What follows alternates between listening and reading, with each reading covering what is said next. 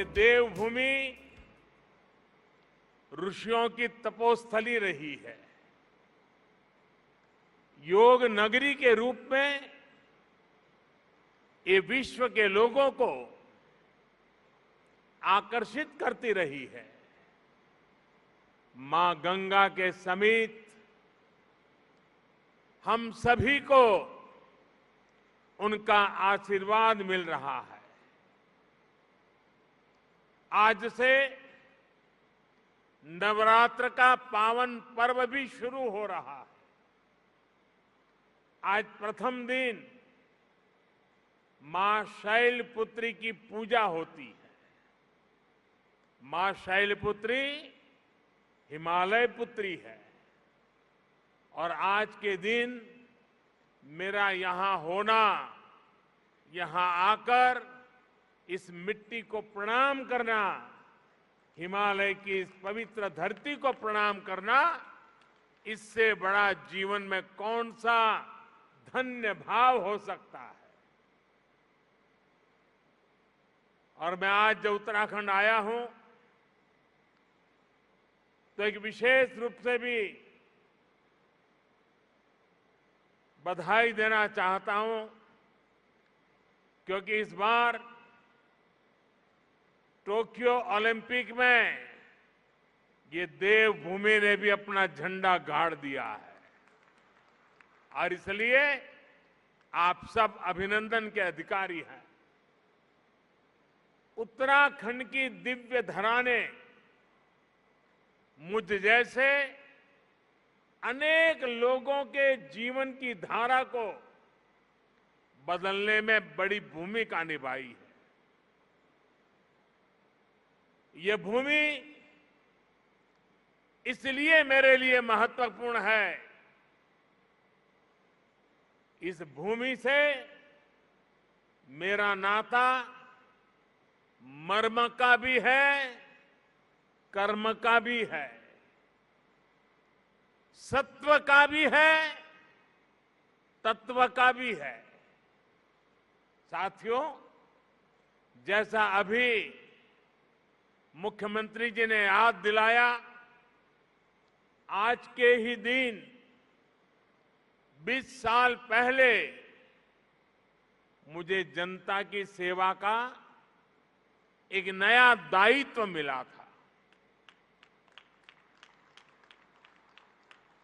लोगों के बीच रहकर लोगों की सेवा करने की मेरी यात्रा तो कई दशक पहले से चल रही थी, लेकिन आज से 20 वर्ष पूर्व गुजरात के मुख्यमंत्री के रूप में मुझे नई जिम्मेदारी मिली थी। वैसे ये भी एक संयोग है कि उत्तराखंड का गठन साल 2000 में हुआ और मेरी यात्रा इसके कुछ ही महीनों बाद साल 2001 में शुरू हुई। साथियों, सरकार के मुखिया के तौर पर पहले मुख्यमंत्री और फिर देश के लोगों के आशीर्वाद से देश के प्रधानमंत्री पद पर पहुंचना, इसकी कल्पना मैंने कभी नहीं की थी। 20 वर्ष की ये अखंड यात्रा आज अपने 21वें वर्ष में प्रवेश कर रही है और ऐसे महत्वपूर्ण वर्ष में जिस धरती ने मुझे निरंतर अपना स्नेह दिया है, अपनत्व दिया है, वहां आना मैं अपना बहुत बड़ा सौभाग्य समझता हूं।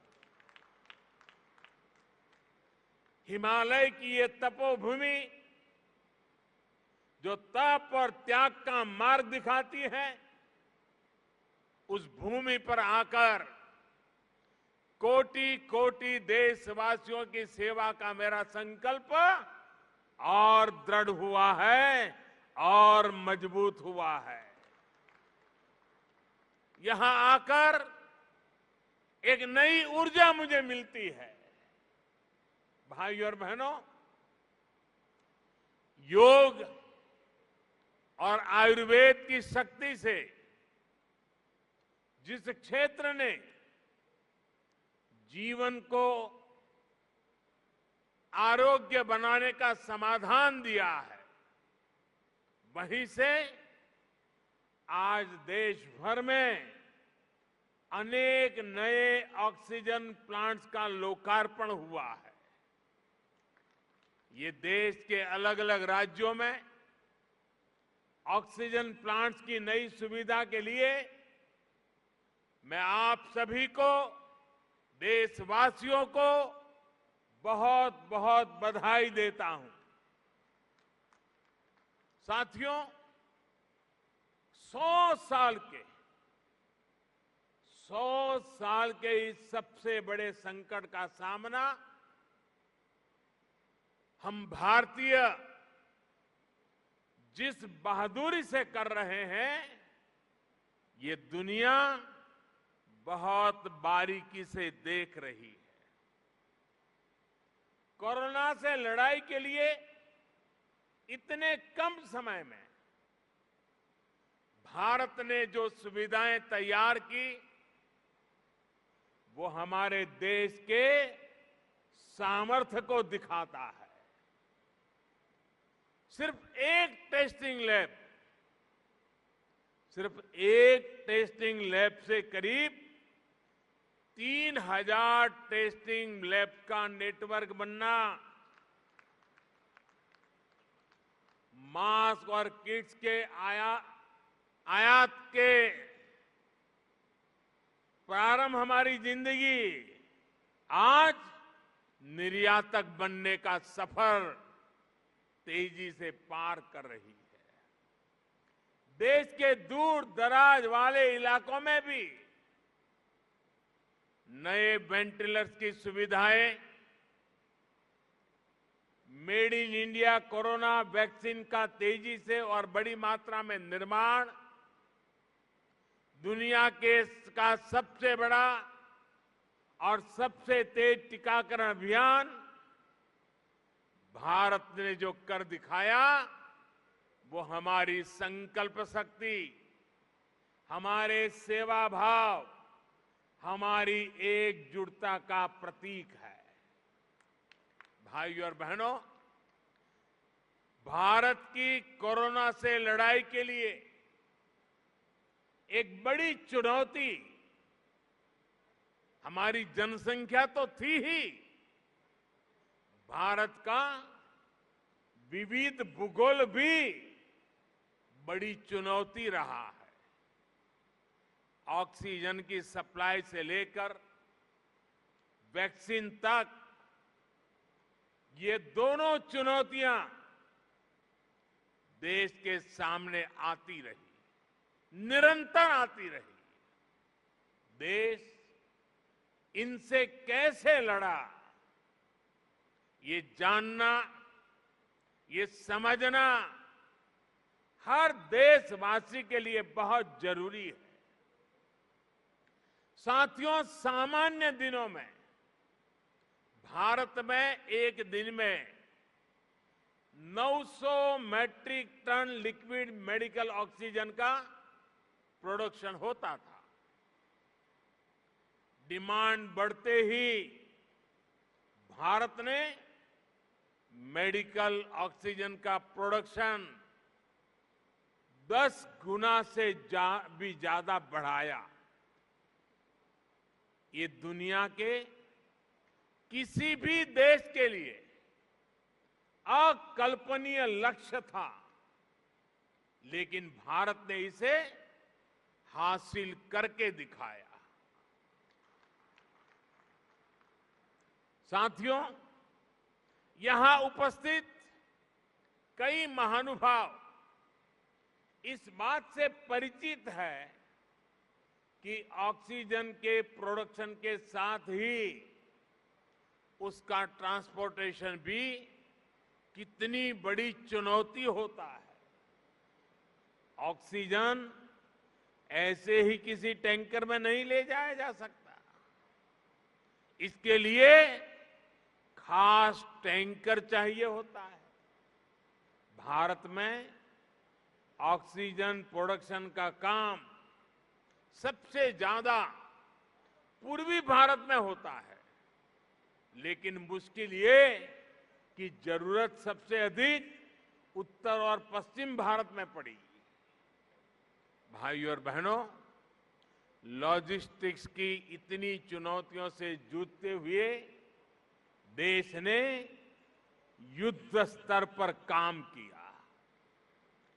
देश और दुनिया में दिन रात जहां से भी संभव हो वहां से oxygen plants, oxygen tanker arrange किए गए, स्पेशल ऑक्सीजन ट्रेन चलाई गई, खाली टैंकरों को तेजी से पहुंचाने के लिए वायुसेना के विमान लगाए गए, प्रोडक्शन बढ़ाने के लिए डीआरडीओ के माध्यम से तेजस फाइटर प्लेन की टेक्नोलॉजी को लगाया गया।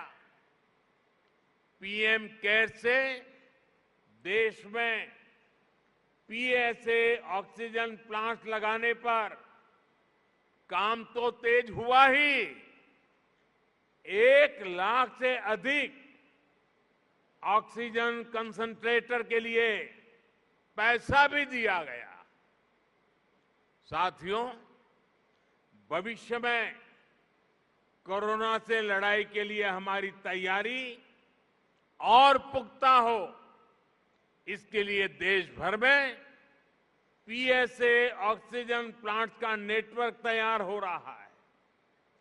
बीते कुछ महीनों में पीएम केयर द्वारा स्वीकृत 1150 से अधिक ऑक्सीजन प्लांट्स काम करना शुरू कर चुके हैं।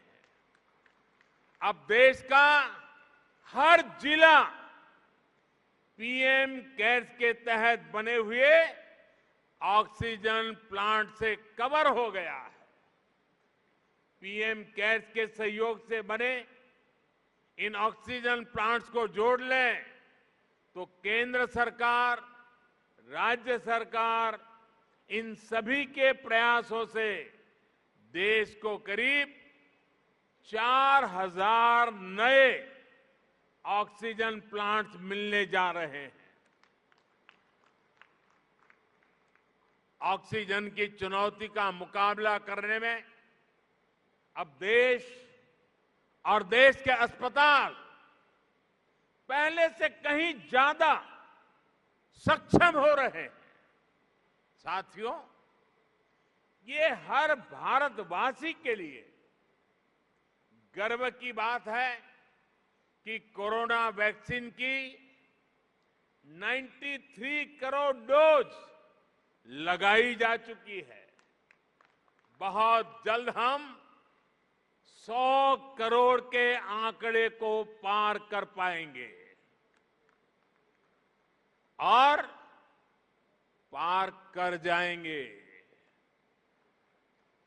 भारत ने कोविन प्लेटफॉर्म का निर्माण करके पूरी दुनिया को राह दिखाई है कि इतने बड़े पैमाने पर वैक्सीनेशन किया कैसे जाता है। पहाड़ हो या रेगिस्तान, जंगल हो या समंदर, 10 लोग हो या 10 लाख, हर क्षेत्र तक आज हम पूरी सुरक्षा के साथ वैक्सीन पहुंचा रहे हैं। इसके लिए देश भर में 1,30,000 से ज्यादा टीकाकरण केंद्र स्थापित किए गए हैं। यहां राज्य सरकार के प्रभावी मैनेजमेंट की वजह से उत्तराखंड भी बहुत जल्द 100% पहली डोज का पड़ाव पूरा करने वाला है। और इसके लिए मुख्यमंत्री जी को, उनकी पूरी टीम को, यहां के हर छोटे मोटे सरकार के साथियों को मैं हृदय से बहुत बहुत बधाई देता हूं। भाइयों बहनों, जहां तराई जैसी समतल भूमि है, वहां शायद इन कामों में सरलता रहती है। मैं इस धरती से बहुत जुड़ा रहा हूं। यहां वैक्सीन पहुंचाना भी कितना कठिन होता है। हिमालय के पहाड़ों के उस पार पहुंच करके लोगों के पास जाना कितना कठिन होता है, ये हम भली भांति जानते हैं। उसके बावजूद भी इतनी बड़ी सिद्धि प्राप्त करना वाकई आप सब अभिनंदन के अधिकारी हैं। भाइयों और बहनों, 21वीं सदी का भारत जनता की अपेक्षाओं, जनता की आवश्यकताओं का पूर्ण समाधान करते हुए ही आगे बढ़ेगा। आज सरकार इस बात का इंतजार नहीं करती कि नागरिक उसके पास अपनी समस्याएं लेकर आएगा तब कोई कदम उठाएंगे। सरकारी माइंडसेट और सिस्टम से इस भ्रांति को हम बाहर निकाल रहे हैं। अब सरकार नागरिक के पास जाती है। गरीबों को पक्का घर हो, बिजली, पानी, शौचालय और गैस कनेक्शन हो, 80 करोड़ से अधिक लोगों को मुफ्त राशन हो, किसानों के बैंक खाते में सीधे हजारों करोड़ रुपए भेजने हो, पेंशन और बीमा की सुविधा हर भारतीय तक पहुंचाने के प्रयास हो, जनहित के ऐसे हर लाभ इसी वजह से तेजी से सही हकदार तक पहुंचे हैं। साथियों, स्वास्थ्य के क्षेत्र में भी भारत इसी अप्रोच से आगे बढ़ रहा है। इससे गरीब और मध्यम वर्ग की बचत भी हो रही है और उसे सुविधा भी मिल रही है। पहले जब किसी को गंभीर बीमारी होती थी तो वो आर्थिक मदद के लिए यहां वहां नेताओं या फिर सरकारी दफ्तरों के चक्कर काटता था। आयुष्मान भारत ने इस परेशानी को हमेशा के लिए खत्म कर दिया। अस्पताल के बाहर लंबी लाइनों, इलाज में होने वाली देरी, मेडिकल हिस्ट्री का अभाव, इस वजह से कितने ही लोग परेशान होते रहे।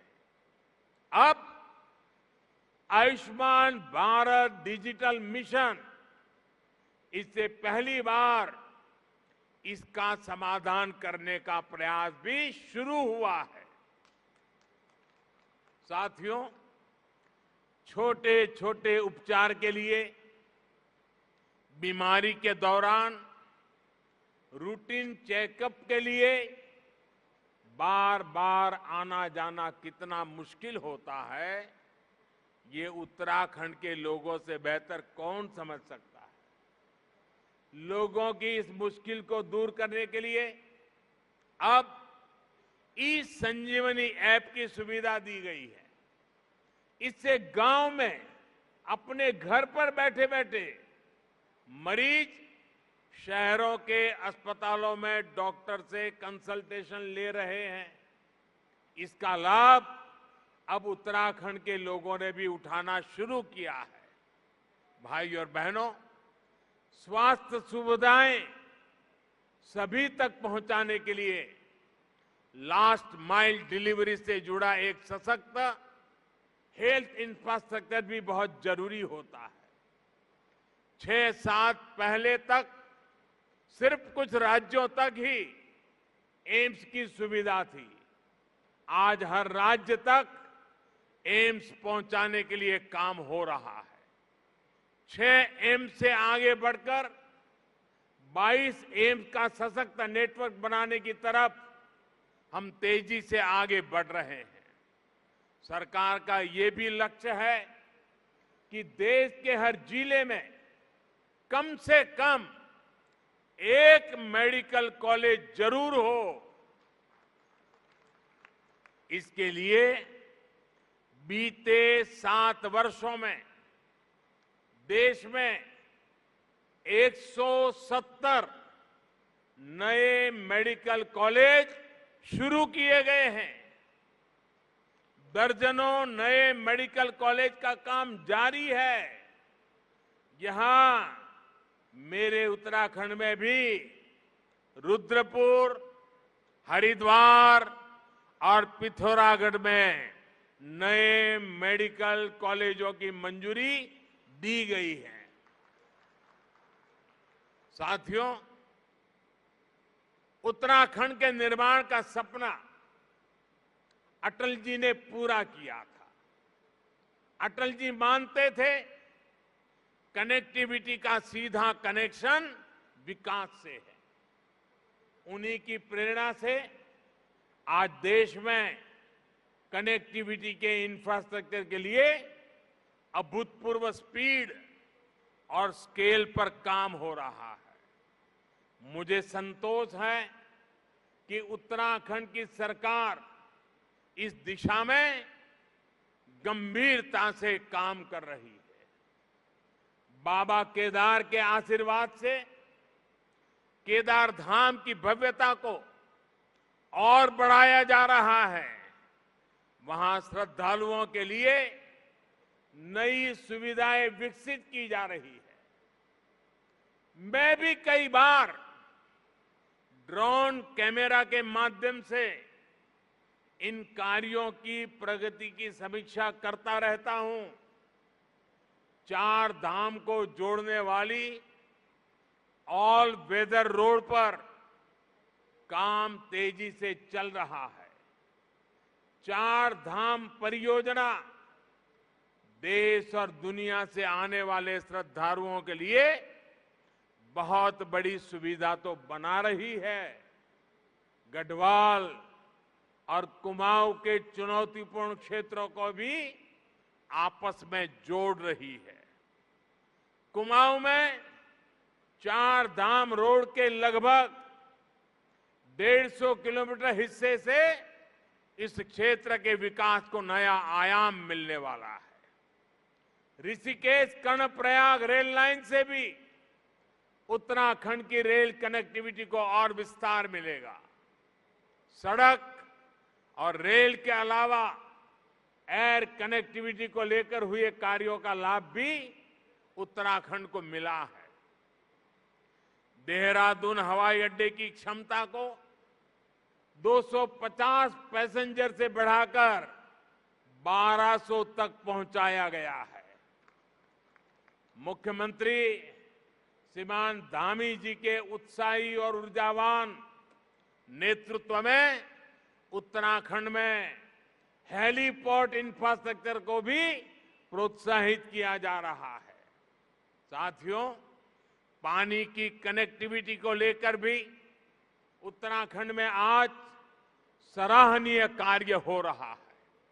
इसका बहुत बड़ा लाभ यहां की महिलाओं को मिलना शुरू हुआ है। उनका जीवन और आसान बन रहा है। 2019 में जल जीवन मिशन शुरू होने से पहले उत्तराखंड के सिर्फ 1,30,000 घरों में ही नल से जल पहुंचता था। 1,30,000 घरों में।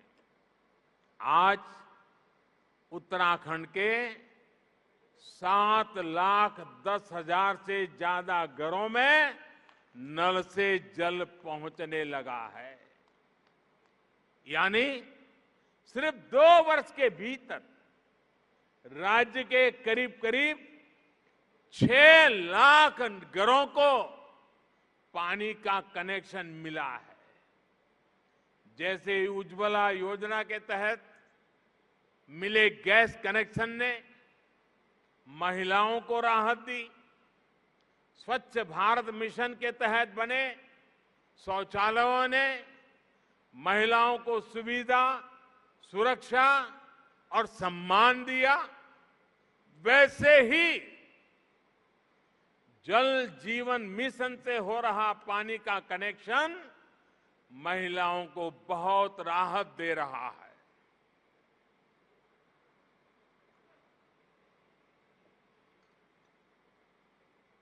साथियों, उत्तराखंड की देश की सुरक्षा में बहुत बड़ी भूमिका है।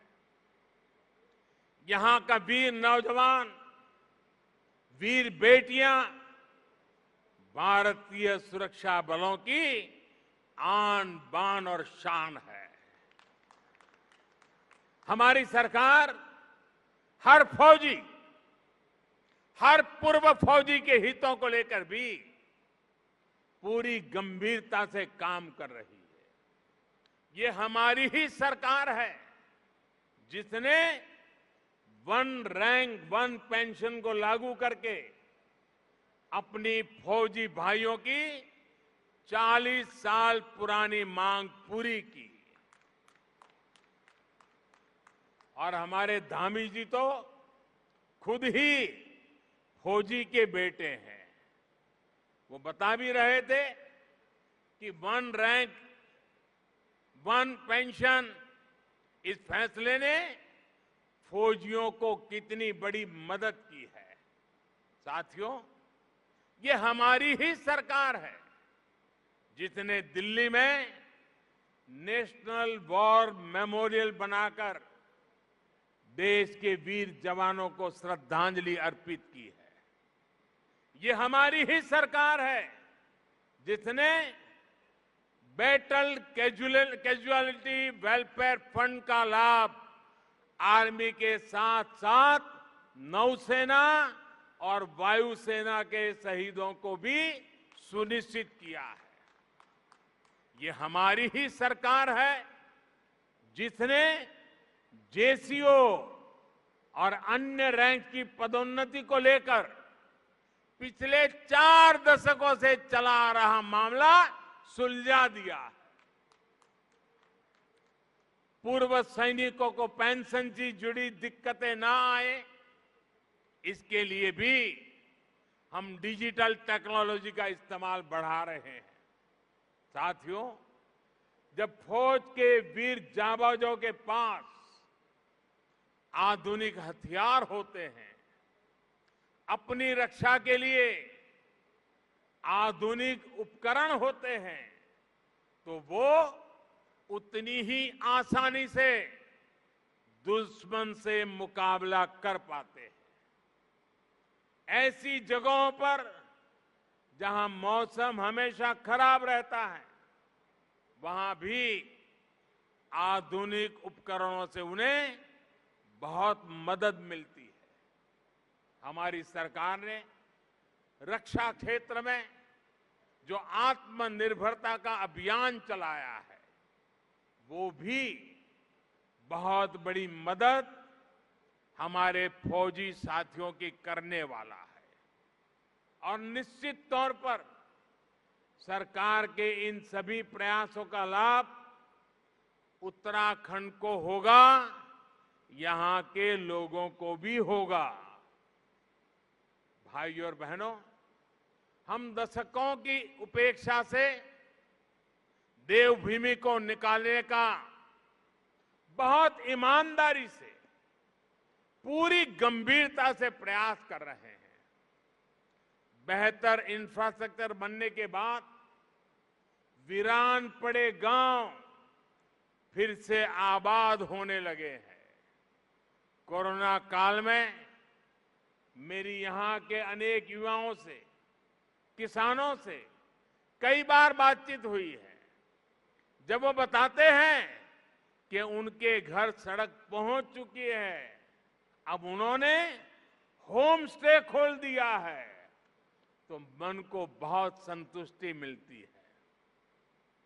नए इंफ्रास्ट्रक्चर से कृषि, पर्यटन, तीर्थाटन और उद्योगों के लिए, युवाओं के लिए अनेक नए अवसर खुलने वाले हैं।